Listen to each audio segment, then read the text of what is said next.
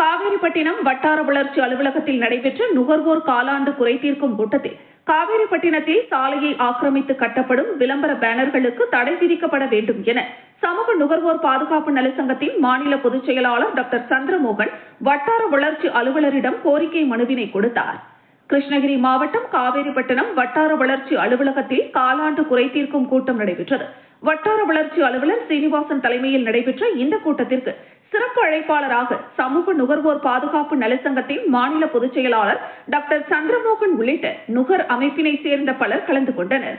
இந்த கூட்டத்தின் போது காவேரிப்பட்டினம் பேருந்து நிலையத்தினை ஆக்கிரமித்து கட்டப்பட்டுள்ள கடைகளை அகற்ற வேண்டும், பேருந்து நிலையத்திற்குள் இருசக்கர வண்டிகளால் பொதுமக்கள் மிகவும் சிரமத்திற்கு ஆளாகி வருகின்றனர், இது தொடர்பாக பலமுறை கோரிக்கை விடுத்தும் இதுவரை எந்த நடவடிக்கையும் இல்லை, பொதுமக்கள் மற்றும் பள்ளி மாணவ மாணவிகளை அச்சுறுத்தும் வகையில் சாலையில் சுற்றித் திரியும் தெருநாய்கள் மற்றும் கால்நடைகளை பிடிக்க வேண்டும், கிருஷ்ணகிரி மாவட்டத்தில் குழந்தை திருமணம் அதிகரித்த வண்ணம் உள்ளது, இதனை தடுத்து பொதுமக்களிடம் குழந்தை திருமணத்தினால் ஏற்படும் பாதிப்பு குறித்து விழிப்புணர்வு ஏற்படுத்த வேண்டும், காவேரிப்பட்டினம் பகுதிகளில் இயங்கும் நியாய விலை கடைகள் சரியான நேரத்தில் திறப்பது இல்லை என்ற புகார் அதிக அளவில் வருகிறது, இது தொடர்பாக சம்பந்தப்பட்ட அதிகாரிகள் ஆய்வு நடத்த வேண்டும் உள்ளிட்ட பல்வேறு கோரிக்கைகள் அடங்கிய மனுவினை வட்டார வளர்ச்சி அலுவலர் சீனிவாசன் அவர்களிடம் வழங்கினார்.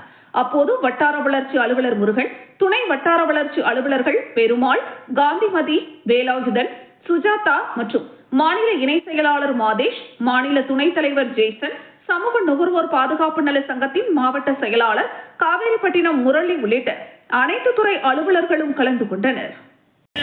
மாவட்ட ஆட்சியர் அவர்கள் காலாண்டு கூட்டமாக மாவட்ட ஆட்சியர் தலைமையில் நடைபெறும் கூட்டத்தில் மேற்கண்ட புகார்கள் அங்க பேசுவோம்.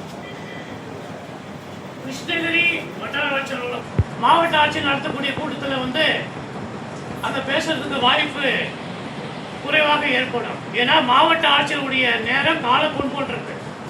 அதற்காக மாண்புமிகு தமிழக முதலமைச்சர் ஜோசப் விஜய் அவர்கள் அனைத்து துறை அலுவலகத்திலும் காலாண்டு நுகர்வோர் குழு கூட்டம் நடத்தி அந்தந்த பகுதியிலேயே பிரச்சனைகளை தீர்க்கொள்ளவும் மக்களுடைய குறைகளை தீர்க்க வைப்பதற்காக இந்த கூட்டங்களை நடத்துவது, குறிப்பாக மாவட்ட ஆட்சியர் உத்தரவின்படி நடத்துவது அமைகிறது.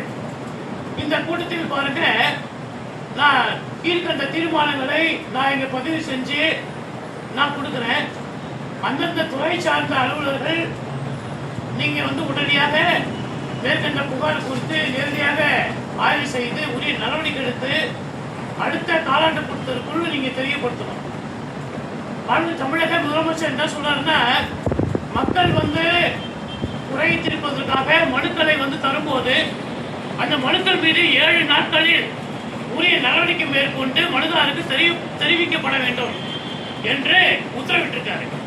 ஆனா நிறைய அலுவலகத்தில் பாத்தீங்கன்னாக்கா நிறைய புகழ் மனுக்கள் தேக்கத்தில் இருக்குது. ஆகவே உடனடியாக முதலமைச்சருடைய உத்தரவின்படி இந்த கூட்டத்தை புகார்களை நீங்க பெற்று உரிய நடவடிக்கை எடுத்துக்க நான் கேட்டுக்கிறேன். அதே சமயத்தில் நம்முடைய மாவட்ட ஆட்சித்தலைவர் மிக சிறப்பானவர்,